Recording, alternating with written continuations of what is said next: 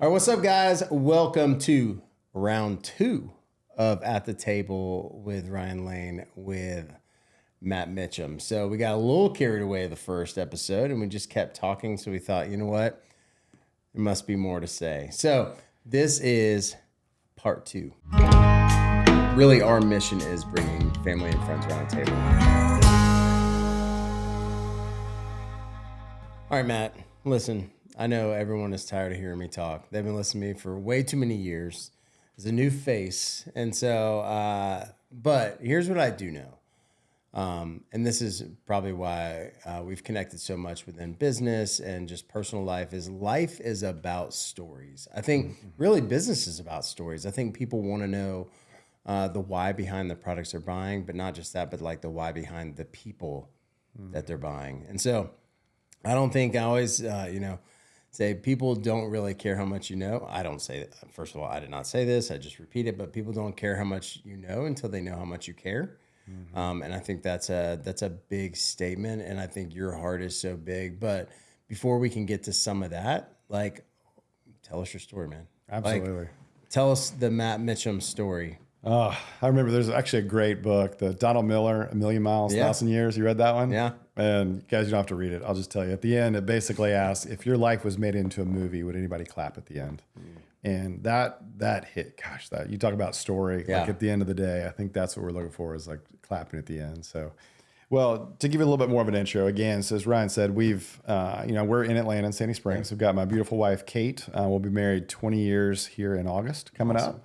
I've got a wonderful son. I'm going to now have a teenager who's 13. Yeah. Get ready, man. It's almost, be 18 before you know it. I'm already feeling it. He's in that phase of I love you, I hate you. It just depends on what's happening there. That one drags out a while. Yeah, it does. All right. I'm getting ready for that. Yeah. And then my lovely daughter, Ava, who we adopted, who's 6 right now. So that's the crew. And we live in Sandy Springs. And so I have known the Lane family for some time. Actually, Brett being one of my closest guy friends, that we've been together 25 years. We've known each other. And so as he had said, I kind of came out of school. I was always in like IT, marketing, sales, grew up, big Catholic family growing up. Yeah. So we talk about hospitality. We were the drinking type Catholic family. So I think from my earliest memories, my mom, we had a pool in our backyard, and I just remembered seeing gatherings happening all the time. Yeah. And just my dad had 3 other brothers. There was just people around, and I think I just learned early on, like, you spend money on people and hospitality. That's just what you do with money. Yeah. So we were kind of known to throw a lot of parties.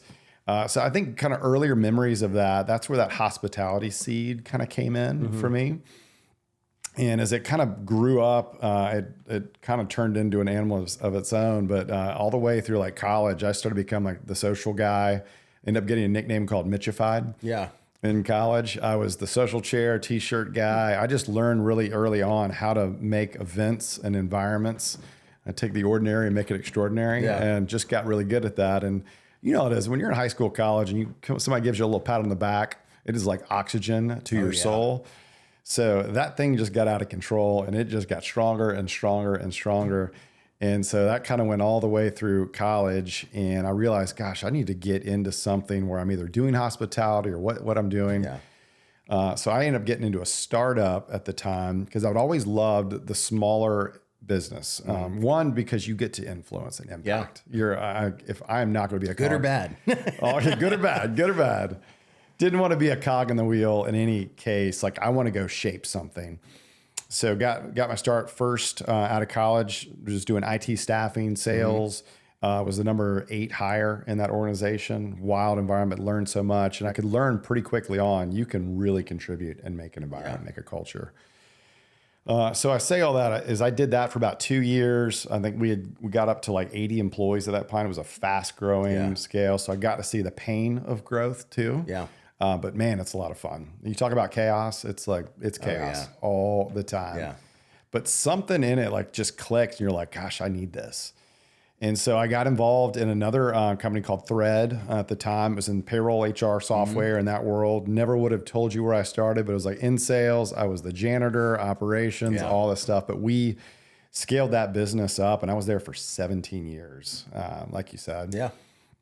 And being in that for 17 years, gosh, I learned so much. But most of my careers have been in sales and marketing. And we got to the point where kind of where y'all were in Whitewater, where we had gotten up and just everything, it used to be everything we touched turned to gold. Yeah. And then it got to the point where everything we touched didn't. Yeah. And when a lot of your identity is wrapped in everything turning to gold and you start having quality issues and frustrations and people leaving, you kind of start panicking a little bit. Yeah.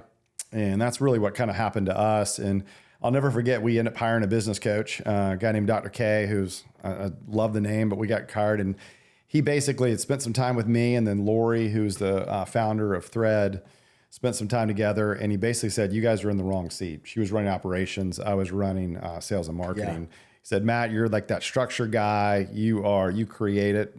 Lori is your typical visionary. She's amazing at sales, like put her in front of anybody. Y'all need to swap roles. Yeah. And my pride for a while said no. I just was like, no, this is my baby. I'm in my comfort zone. And I want to say this was my first taste of like really moving outside of a comfort zone. And I mean, I had certainty. I knew what was going on. My team was winning. We were doing great. And I decided to say yes. And so went over running the operational side of the business, and then kind of led to running the financial side of the business. And it was the greatest decision I'd ever made. At that point, it had been the biggest risk that I had made in the organization, to kind of move into a role that I had no idea what I was doing, what was going on.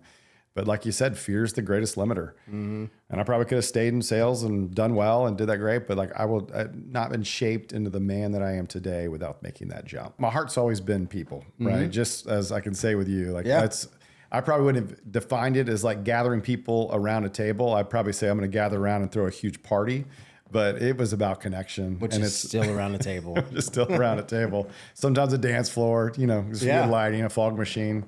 But overall, I've realized too, it's funny you mentioned about a little bit of your story, your family, but my parents got divorced as well in college. I don't know if it might have been that disconnection has caused me to kind of go the opposite, to create connection. Yeah. But that has been a story of pretty much my whole life. If I look back to, is I've been a guy that like, I want to create unity. Yeah.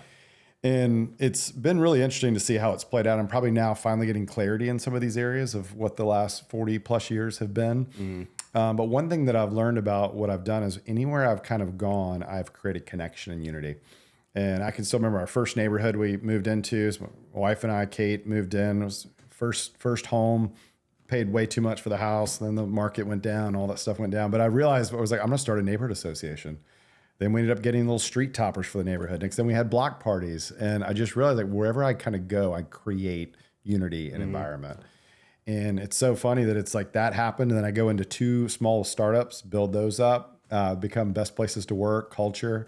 My current neighborhood that I'm in now, get involved in like the Pool River, kind of the heartbeat, and just remake that whole area. And now that's the place everybody gathers. Yeah. And now I'm actually doing it in seasoning and with lanes. So it's been, I would never have told you that that's been the storyline of where God has put me on this earth, but I am here to take where there's separation and people going different ways. My job is to bring alignment and bring unity. Yeah. And that is why I'm here on this earth. And so I'm getting to do it as we scale, because as you know, scaling a business, people start running left, right, processes this.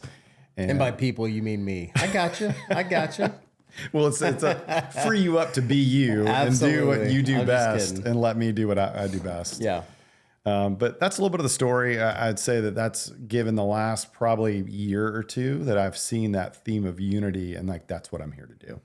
All right, so I want to dig a little bit deeper here. All right, so and I already know this, but there is a bottle of seasoning, and so. Also, the pains of growth. We share an office. You know what I mean? You're just running out of space. But there is a bottle of seasoning sitting on our table. And the Jeremy and Jason created something. And on the front of it is your face. And then it says Matt 2.0. Right. So, like, tell us a little bit about Matt 1.0 and Matt 2.0 and how, or really why God led Matt 2.0 to Lanes. That's good. All right. Well, hold on. Quick backstory on the Matt 2.0. I wish we had the bottle. Can we just Photoshop that one in? Oh, yeah. We'll work it in. We'll put that in. This just real quick on that story. So I'd only been there, a month or something. It was like right around spring break. And I go away for spring break. We come back, and there's caution tape all over the door. I actually thought I was getting fired. I was like, I've only been here 3 or 4 weeks. Congratulations. You're out of here. And I got Jeremy's over there with a phone getting filmed. And I'm like, I really don't know what's happening. I walk in, and sure enough, they rolled the office. There's like caution tape everywhere. Welcome to the team. You know, we're a work in progress. I had all the, like a Lane's apron on there, the seasoning lines on this stuff. I don't think I'd been more surprised in my adult life than I was at that point. So I was so here's what I would say. I've never been more surprised because I wasn't involved in it, which made my heart even happier that like it always, you know, not that I think it takes me, but the truth is it doesn't take me. And that was such a cool part of like, man, our team is just amazing. They are like, amazing. And they'll wrap around and just, you know, embrace. I felt so loved, so loved. They went and got on my LinkedIn profile. When I say it wasn't just like a face, there was content around me, like how I'm wired, favorite verse on there. So it was deeply touched. So that is an amazing story. But to the point of like Matt 1.0, Matt 2.0, everybody knows I'm a structure guy. So I like to speak in versions and baby steps in a lot of ways. But I would say just kind of around the idea of this idea of the false self and the true self, and everybody's got different words for it and all that, but I'm going to kind of talk a little bit about the faith journey. Is I think a lot of times in your late 30s, early 40s, the false self works until it doesn't. And I know a lot of guys, a lot of men that are in my life right now that are in that season where you're just like, is this it? Is this what I thought? Or some people got it and they're like, well, this isn't what I thought it would be. And I'm watching like marriages, kids, like it's a tough season right now. And the version of Matt 1.0 is going back to the Mitchified phrase that I will tell you is that became my MO. And I got really, really good at it. Yeah. I mean, you want a cocktail recipe, you want something, I'll come over, I'll smoke you an old fashioned. We'll have drinks going. You're not even going to be knowing that your drink's empty because I'm slightly hiding behind you, refilling it. And it started in college and it just took off after that. And I became the guy that everybody wanted to have over for dinner party. I don't know if it's like Enneagram 7 coming out. Yeah. But it was just full on and I got better at it and I got more affirmation at it. And what I realized for a lot of that stuff is it really was like oxygen. But it got to the point where I would say around kind of the mid, late 30s, you just start getting tired of this. But at the same time, it's the same oxygen that like feeds you. And I ran and like I started to get a little resentful of like, well, I don't really want to make a cocktail. But I kind of have to because that's what people are expecting of me. And this went on for a while, but I realized at the end of the day is my job was to kind of like make everything irresistible and intentional. Like that was, I remember one of my mentors told me, he's like, Matt, if you could sum up your life in a tweet, what would it be? And man, it took me a year to figure that out. Like I was like, I'm going to figure this out. I'm in certainty. I'm going to get the exact right comment. And I ended up coming up with this phrase, I too. And it's like, I exist to create irresistible and intentional environments that change people forever.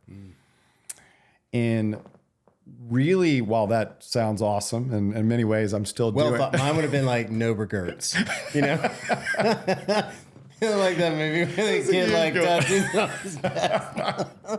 But yours sounds awesome. So it did. Well, trust me, I polished that. I use words on that stuff. I was a good polisher on that. But the I too thing stuck. And it's funny because my friends would be where if you and I were sitting down and having this like super intentional environment, but it wasn't irresistible. Like the lighting, we're not sitting there looking at the beach or a sunset or something like that. I would hate it. Whereas same thing as I'd go on like a guy's trip and everybody's like, you're just in this irresistible environment and everybody's just talking about nothing. Sports, this, I hate that too. So it's like always been this like tension to manage between the two. But as great as that sounds, and man, Matt, you got it all figured out, it honestly became a god. Like that became the god was to create environments. Like it's all I had to do. I had to do it. If I didn't, like I wouldn't receive any love. I wouldn't be enough. And I just think at some point I made some agreement. I don't know how far back it goes, but I made this agreement of like, I'm not enough. I'm not enough, but I know how to be enough. Yeah. You go create irresistible intentional environments that change people forever. You do that, you're good. See, that wouldn't fit on a bottle, so 2.0 works great. 2.0 works really well. So I say that to give you a little bit of backstory. I know for those that know me, there's a little bit of story on there, but it's really kind of what led me to you. So I would say the Matt 1.0 went pretty strong. Obviously, I was at the same company for 17 years. I was in the COO seat, and we were scaling. And this is kind of where the Matt 1.0 started to, I'd say fracture a little bit. Sure. But coming out of the pandemic, we thought, man, we're going to have to lay off like our staff. We're in the software business. A lot of our revenue was tied to the workforce. Well, workforces were getting cut crazy. And so we kind of get a subscription model per employee. So we're doing financial models. What's going to happen? Meanwhile, I'm taking the whole company remote.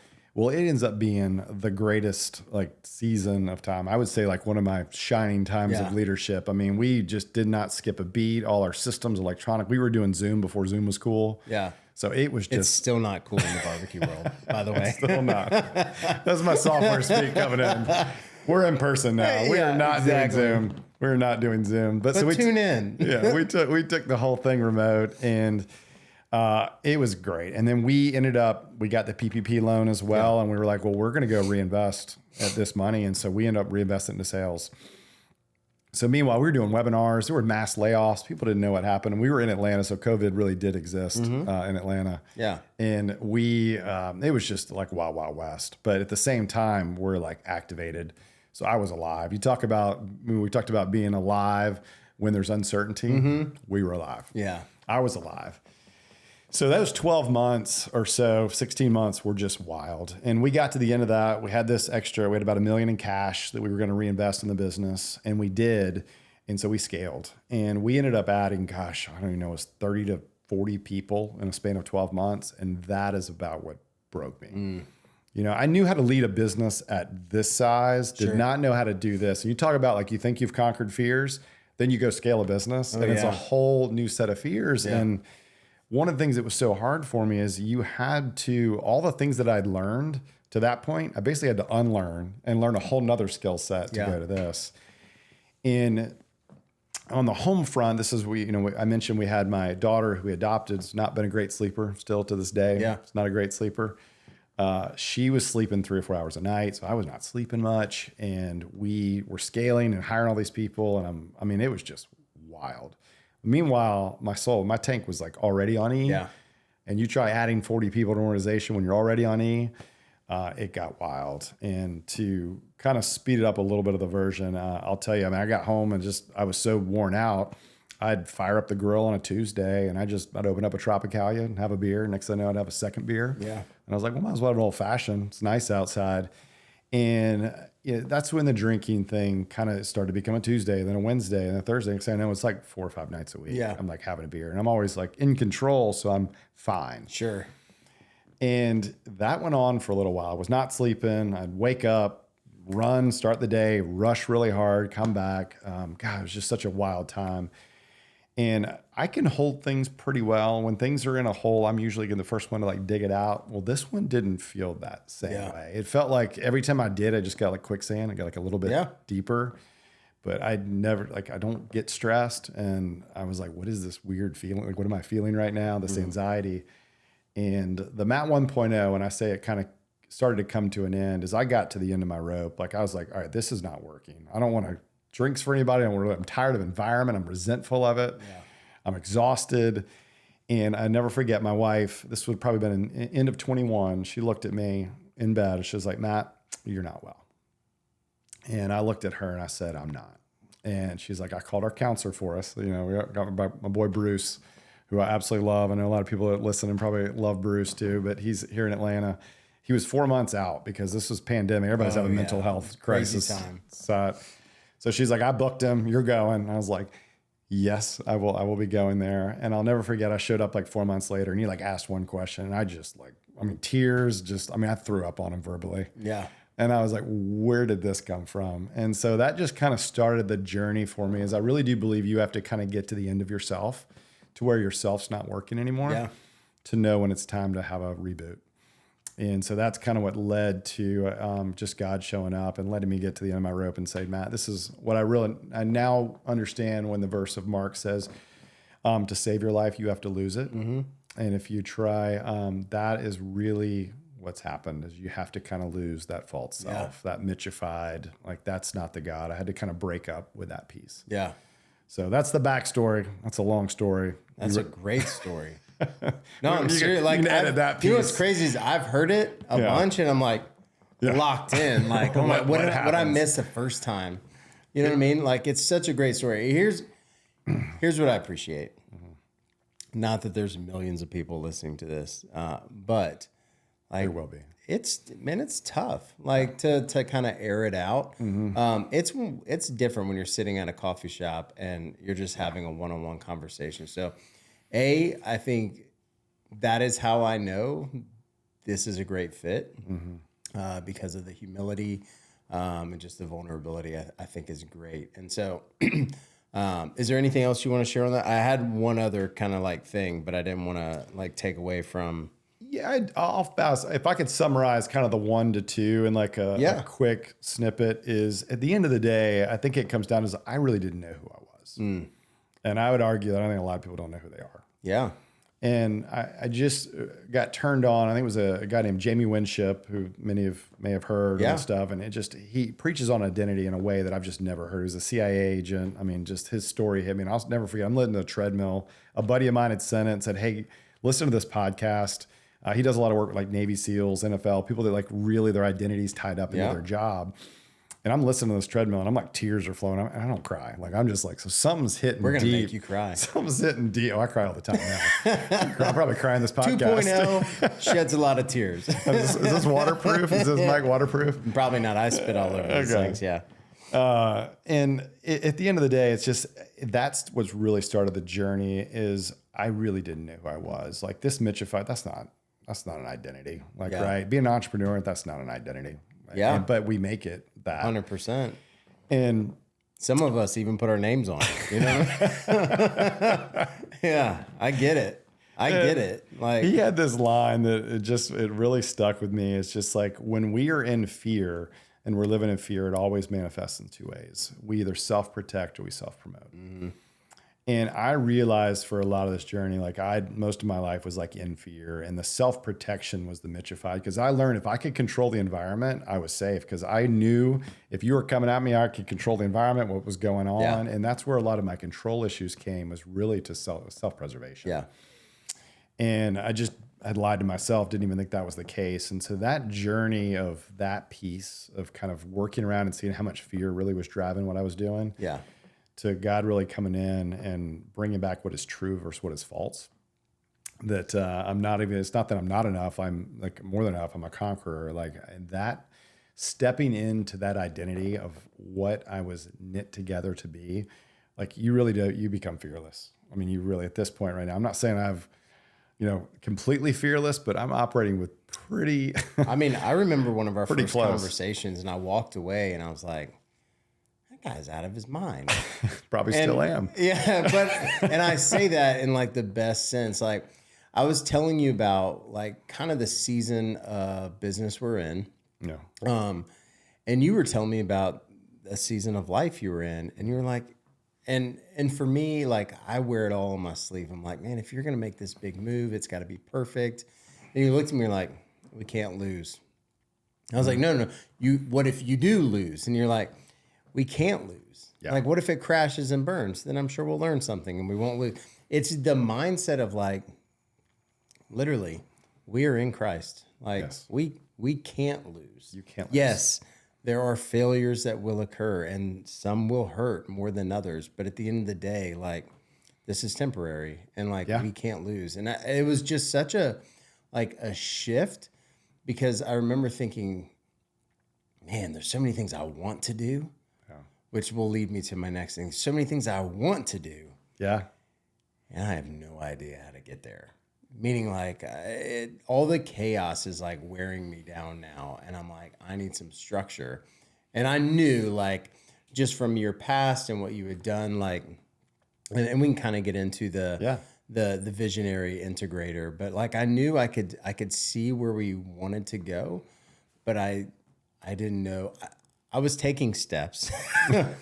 I was like, here's the thing. We haven't stopped taking steps. We continue to take steps the whole time, but we weren't necessarily, we were kind of drunk, like 2 forward, 3 to the side, a couple 4, you know what I mean? Like we're going forward, but we're moving, not necessarily in the right direction. And so tell me a little bit about like what you know from like the visionary integrator piece and how that can work well in a business. Yeah, absolutely. So that has been, because I've got a little visionary side in me as well. And there's a great, again, I think we mentioned Predictable Success on one of the earlier podcasts, is a great book. And there's a couple things that are in there, but the visionary integrator, not trying to label people, but there's definitely some wiring that people naturally, I mean, you have some people that are really big structure and you have some people that are visionary. Sometimes you have a visionary structured type person. Yeah. They're rare, but usually there's kind of a left brain, right brain piece of it. Well, the good news, he's not sitting in this seat. So like there is not much structure. Well, I had to remember to button my shirt. You know what I mean? Like when we sat down. Thanks. You look good. You look good.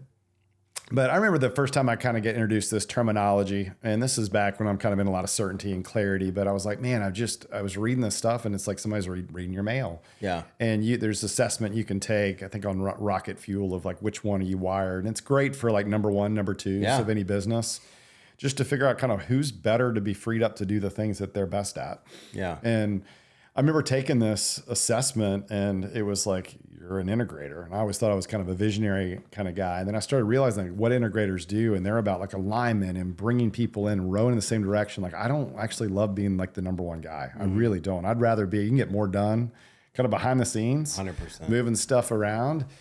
And I just remember reading this stuff and this integrator, I was like, man, this really sounds like what I am. And honestly, it sounds like what I've been doing my whole life. Yeah. Like if there's a gap, like I'll lead, but I always love to be the guy behind the scenes that are just doing this. But if I can see alignment, I see the power and the momentum of, man, you just push on that flywheel and you get that flywheel going. Yeah.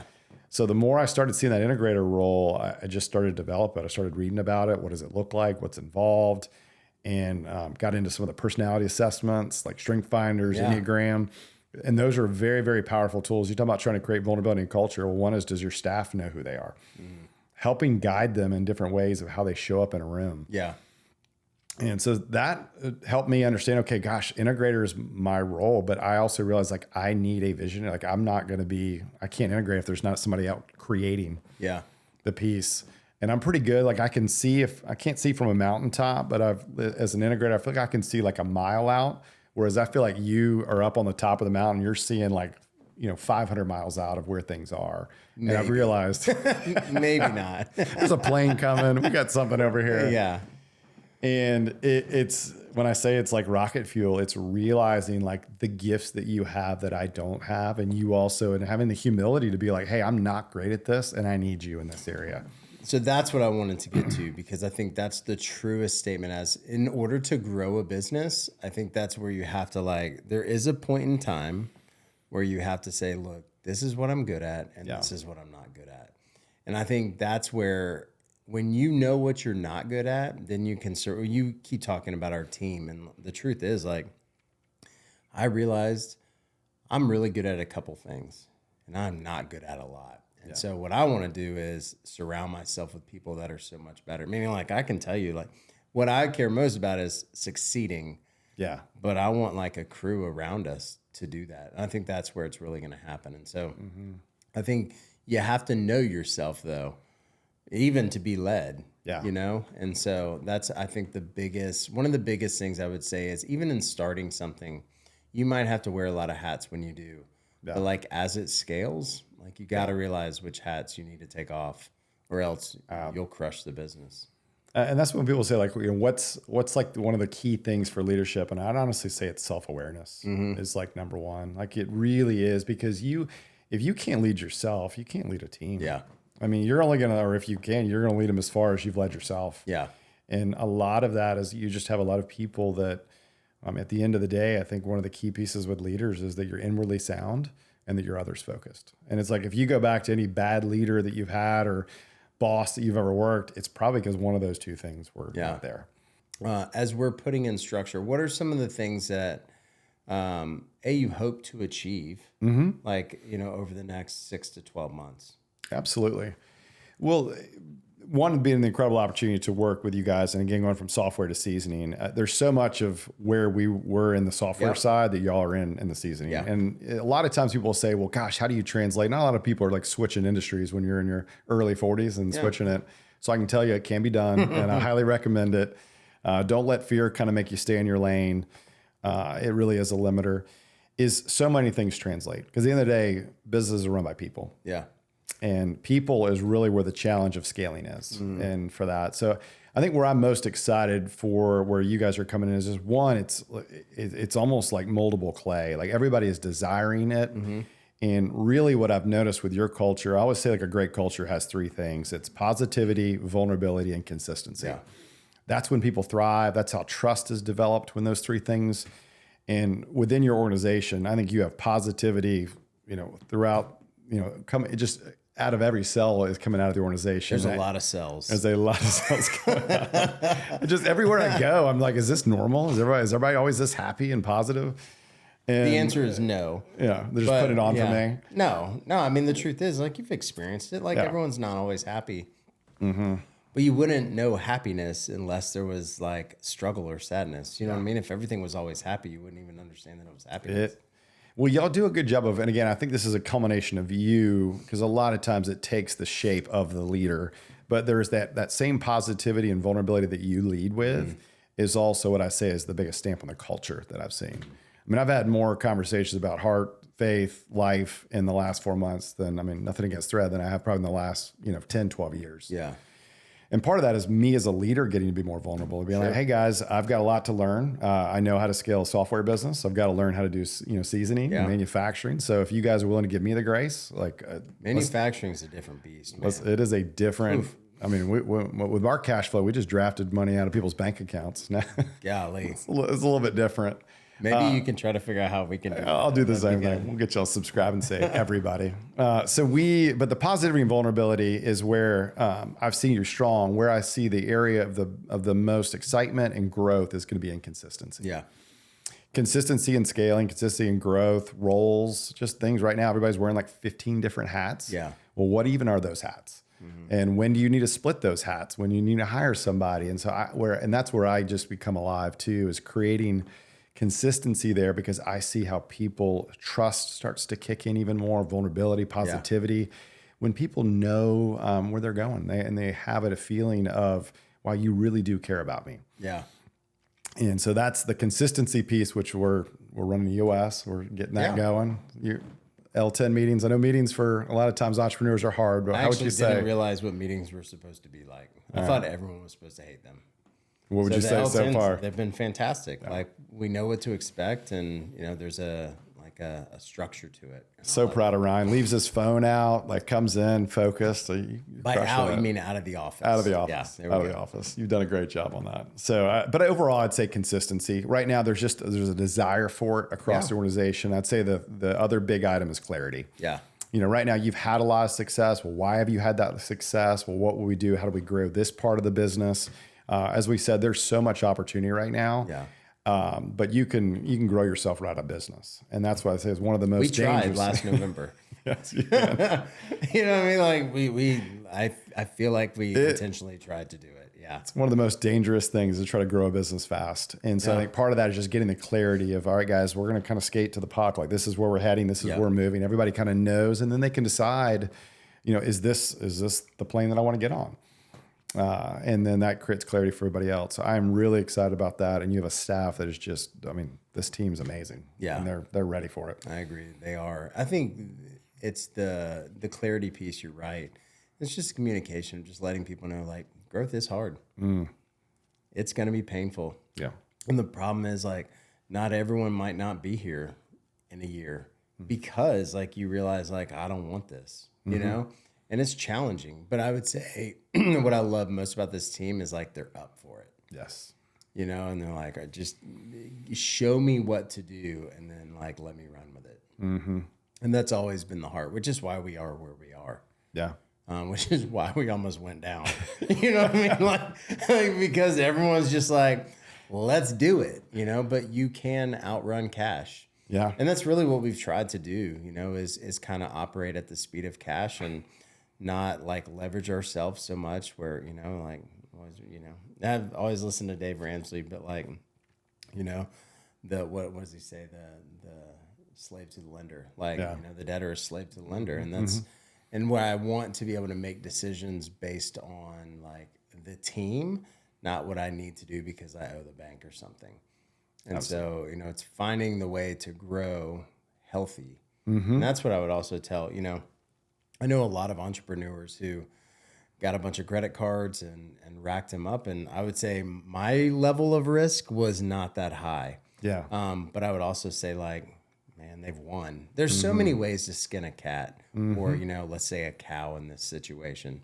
So like, there's so many ways to do that. And I was always tell people like, they're always like, my way is right. And I would say the way that works for you is right. Yeah. There's 50 different versions of right.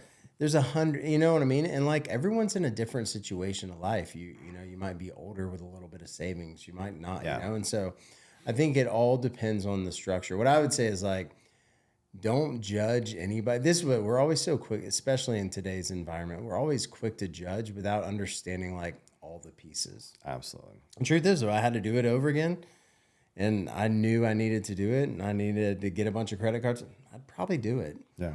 Because if I was so locked in on what I needed to do, I would. But I kind of just ran around there. That's well said. Well, I think it goes back to one of the things we're talking about, certainty versus mystery. And just so many people need to live in certainty. What's the right way to do this? What's the right way to lead? Well, you get lost in that. And honestly, fear is what drives a lot of certainty. The right way is taking the next step. You know what I mean? Putting just one foot in front of the other. Like, fear can make you take a step back or not take a step at all, which can be even more harmful. Yeah. But man, we really are most alive in the mystery though, aren't we? Absolutely. And starting a business is all about mystery. That and, like keeping the business going, is all about it. So, all right, cool. All right, Matt. Yes. Thank you. Absolutely. This is great. This is not goodbye. You know what I mean? Like, this is just a pause so we can get back to the day-to-day. But guys, I hope you enjoyed this. Absolutely. Real quick, what is your favorite meal to prepare with your family? Oh, gosh. So since I've been here for 4 months, I've actually put on 11 pounds. Yeah. So thank you for that piece on here. I'll tell you about the story about my doctor later. Yeah, it'll be 11 pounds. Yeah. But I will tell you, this is one thing that's really stuck in. So my kids just love my son's grilling all the time now because of this. I've sent you pictures of this. But one of my favorite things to do now is on Sundays, we really tried to Sabbath. Yeah. I mean, that's been a thing that, rest is something you'll do when you die. And I'm learning rest, you live in rest. Yeah. And on Sundays, what we started doing now is I'll go get like 2 steaks. We'll do pork tenderloin. We'll do like 4 chicken breasts. We'll get some tuna steaks and we'll just I'll grill out a full on feast. Yeah. We'll lay it out, cut everything up. So we just have this huge like meat platter. And the kids, everybody, sometimes we'll invite a family to come over. And on Sundays, that has become one of our favorite things. We'll open up a bottle of wine. Like we'll just have community. We will gather around the table, tell stories. The kids get involved to it. They want to grill. Yeah. My daughter Ava's wanting to start the green egg and get that going. It's amazing. And thanks to you in this environment, that has been one of the things that we look forward to every Sunday now. And so then we bag that stuff up and then we've got meals Monday, Tuesday, Wednesday, Thursday. We'll throw that on a salad, quick eat, convenient. So that's probably been one of my favorite things to cook now is I look forward to Sundays in a different way. Sweet.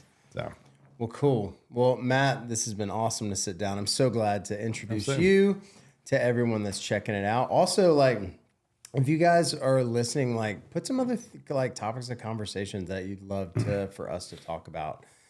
So nothing's off limits. I probably should be careful when I say that, but either way, make sure you're liking this, commenting, and share it with your friends. So our goal is just to help out those people that we don't even know have questions, right? And so just to tell a little bit more about our story and our struggles and how we overcome them and, the ones that we haven't even faced yet. So thank you so much, and we'll see you soon.